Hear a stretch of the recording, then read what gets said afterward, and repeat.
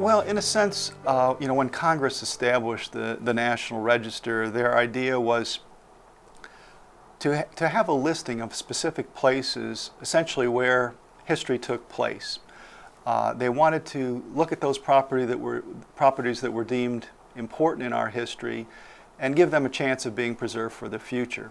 So I think that's part of why I think it's important to see this site on the National Register.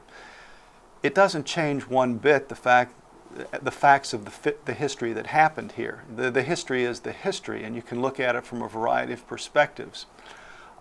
But I think most people, regardless of their perspective on the actual events, would recognize that it was important.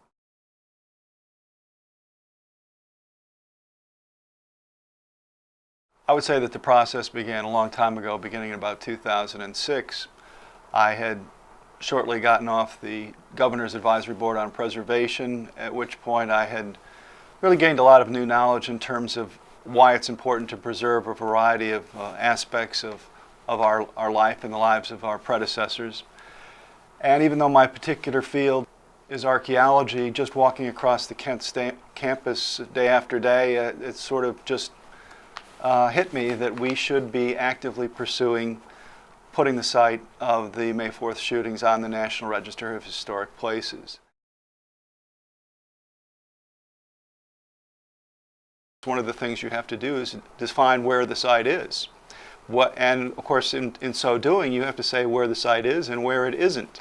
Actually put lines on a map. And actually, that was an interesting process because nobody else had ever gone through that process before in terms of sort of mapping out exactly where the site is. And not only mapping it out, but actually being able to justify those boundaries. I want to put the line here because of the following.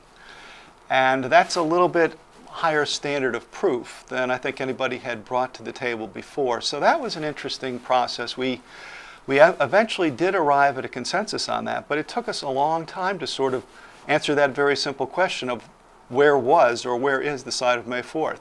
So it became important to us to think not just obviously of where the students actually fell, but also where the Guard and the students came from, where the Guard mustered right around, for example, the area of the ROTC building at the northern end of the Commons, and how they marched towards the students around the Victory Bell, and how the students then proceeded to sort of flow around Taylor Hall, ultimately down towards what we was referred to as the Prentice Hall parking lot and the practice field.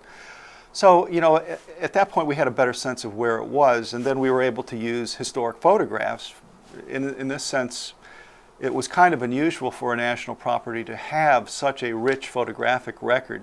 So we were able to use those historic photographs to say not only we think the boundary should be here, but look, in this photograph you can actually see what's going on here. So that provided us a very solid rationale for our decision making.